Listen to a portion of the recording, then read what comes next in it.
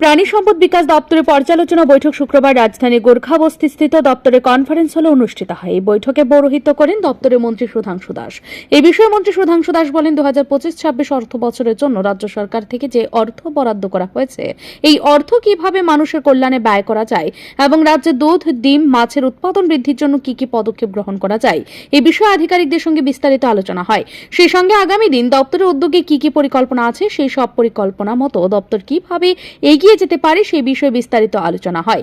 এর পাশাপাশি 2024-25 অর্থ বছরের জন্য রাজ্য সরকার থেকে যে অর্থ বরাদ্দ করা হয়েছে, এই সব অর্থ মানুষের কল্যাণে কতটা ব্যয় হয়েছে আর কিভাবে ব্যয় করা যায় এ নিয়েও আলোচনা হয়েছে। সে সঙ্গে কাজের ক্ষেত্রে কি কি দুর্বলতা আছে তাও তুলে ধরা হয়েছে।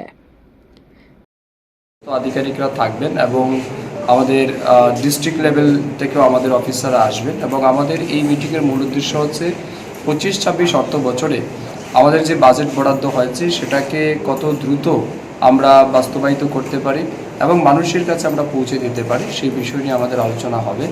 তার সাথে সাথে 2024-25 ফিনান্সিয়াল ইয়ারে আমাদের যে বাজেট ছিল বা সেন্ট্রাল গভর্নমেন্ট থেকেও আমরা সেন্ট্রাল স্পন্সর্ড স্কিমে যে টাকা পেয়েছি সেগুলিকে আমরা কতটা বাস্তবায়িত করতে পেরেছি, আমাদের সফলতা কী, এই সমস্ত বিষয়ের উপর আমাদের আলোচনা হবে এবং যে জায়গাগুলিতে ঘাটতি থাকবে সেগুলি কীভাবে সংশোধন করে আগামী দিন মানুষের কাছে আমরা পৌঁছে যেতে পারি।